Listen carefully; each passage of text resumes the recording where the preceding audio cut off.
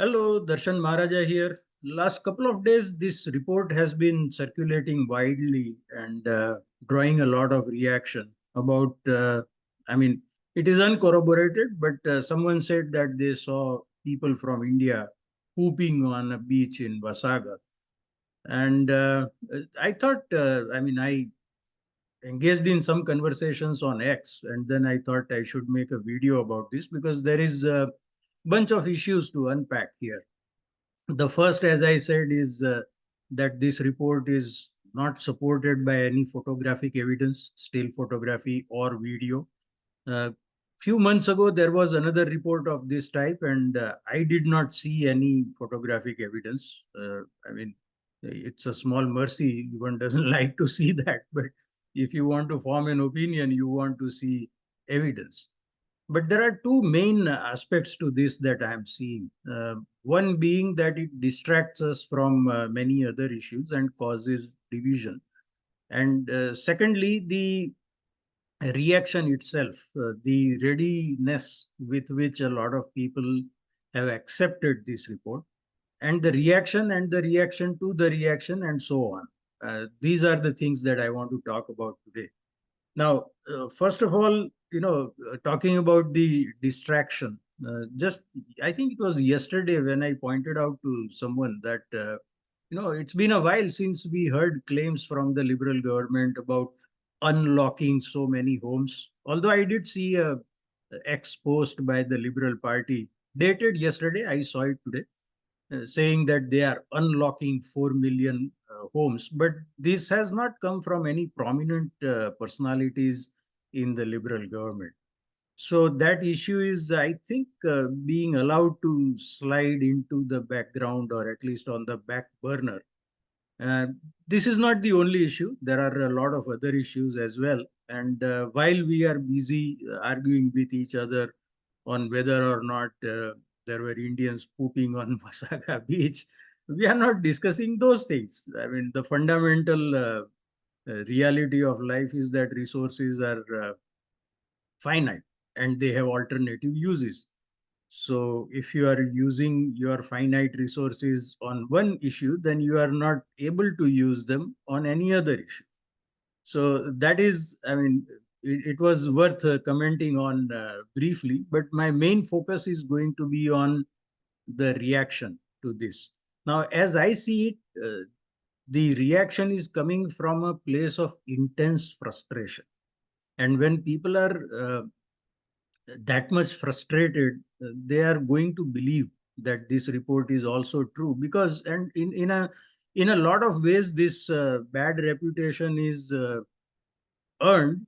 Although I am seeing a lot of reaction from Indo-Canadians, Canadians who are of Indian origin, uh, objecting to this. One person saying that it's only 5% of you who are ruining the reputation of the entire community that has been built up over so many decades after so much hard work and dedication.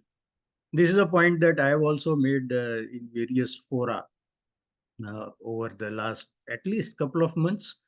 There are other people posting saying that this is the result of the immigration policy, which I myself have said that uh, it's out of control, and I maintain that stance. It is out of control. But what has happened is that over the last little while, at least a year or so, we have heard about so many actual cases where there was not only uh, visual evidence, but also charges laid or even court verdict, giving guilty verdict to the accused. So these are the cases where, for example, recently there was this person in the Maritimes of Indian origin who was found or at least charged with groping 16 young people at a pool. Then there was the case of another international student from India uh, coming from Alberta. I mean, the case coming from Alberta, where he was found to be guilty of having sexually assaulted a woman at a bar. And then the judge giving him a lighter sentence to ensure that he doesn't get deported. I have spoken about this. I mean, the person's immigration status or whatever, to whatever extent it may be endangered, should not take priority over uh, the safety of Canadians. So these are the kinds of things that have accumulated in people's minds. Uh, a little while back, I think it was sometime last year, there was a sword fight in a plaza, a parking lot of a plaza in Brampton. These are, you know, they tend to have a cumulative effect on people's perception. And I have also commented on this, saying that the reputation of the community, that is Canadians of Indian origin, that was built up over 40, 50 years, has now been shredded. But as a result, what is happening is that a lot of people have turned completely against the entire community. Uh, and that number is growing, which is, as I said in a podcast, I think about 4 months ago, 3 or 4 months ago, this friction is going to be one of the major issues for the next election. It has all the potential to flare up into something even uglier, and parties will need to have a very clear stance on what they believe in this. Now, again, I may sound a bit repetitive here, but why was it that over the past 40, 50 years, when people from India have been immigrating to Canada in large numbers, I mean, they were coming even earlier than that, but in the last 40, 50 years, the numbers have increased substantially.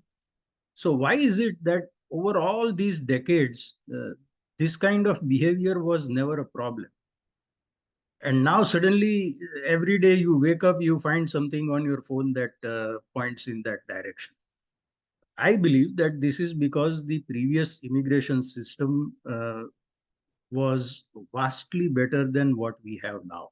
There have also been articles, I think there was one in the Globe and Mail, I read another one on the hub.ca, where the authors have said that an immigration system that was a model for the world, and I truly believe that.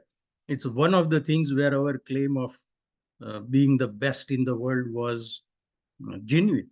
That has been completely destroyed.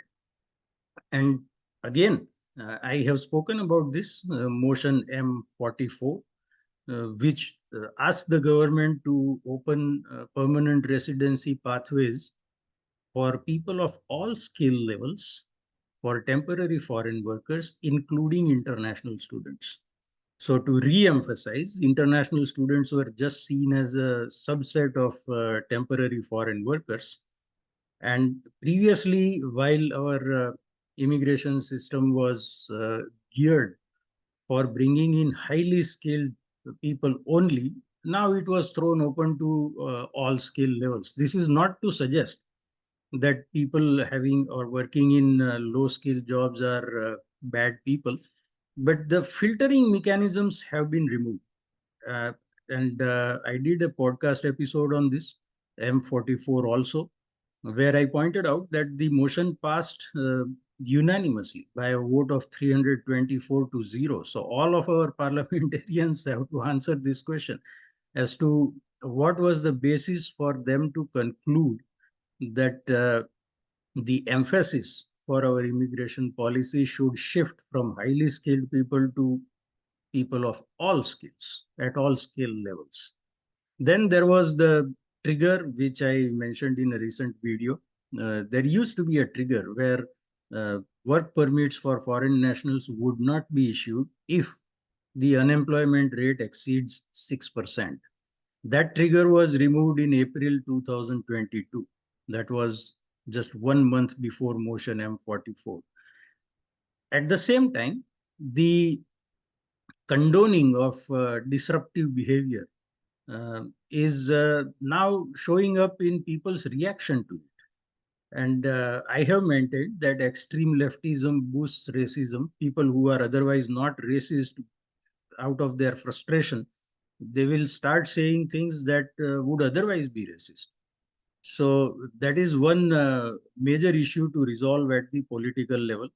Uh, then among the reactions, I saw a very long post on X by someone who is otherwise a very reasonable person, and he has a substantial following. I have also engaged in constructive discussions with that person, putting a long post, and there are a lot of errors in that post.